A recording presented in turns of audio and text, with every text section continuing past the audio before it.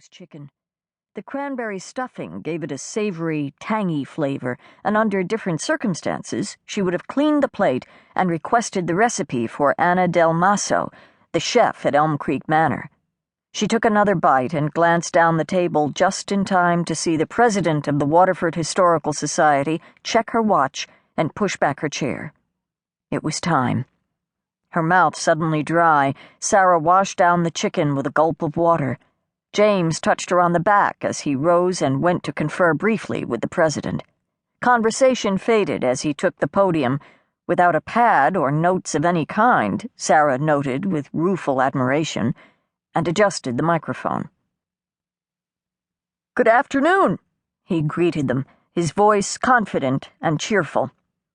"Thank you for joining us today as we dedicate Union Hall's newest permanent exhibit, the Agnes Bergstrom Emberley Quilt Gallery." A smattering of applause went up from his listeners.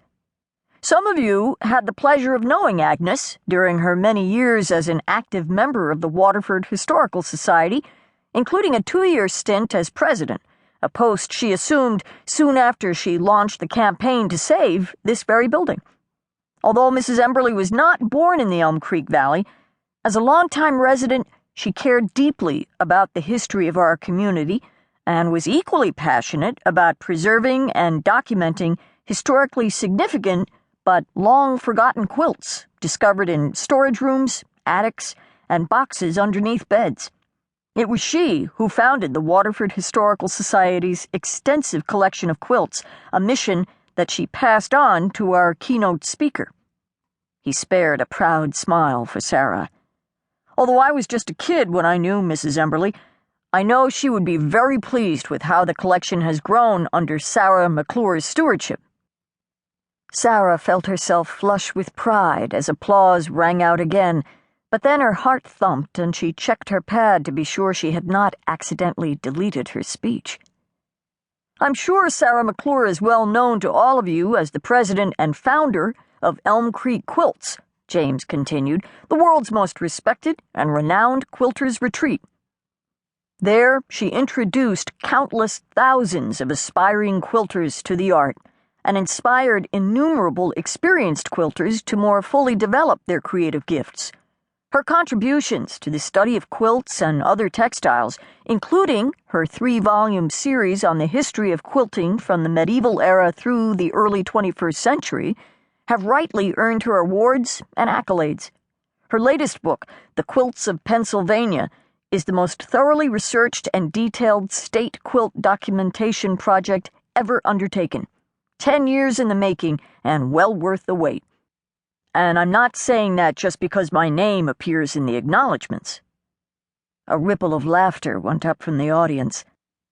"This afternoon, our speaker will tell you more about Agnes Bergstrom Emberley, whom she was proud to call a friend and colleague, and in whose memory the Waterford Historical Society has dedicated their newly refurbished East Gallery.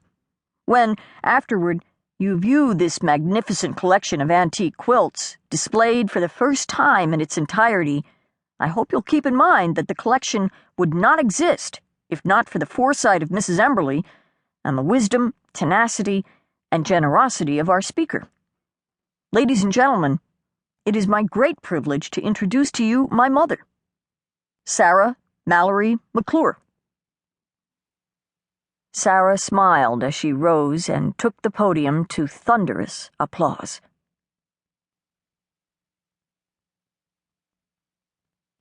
"You paused after saying, 'my mother,' for dramatic effect," she teased James afterward, as they strolled through the gallery admiring the collection.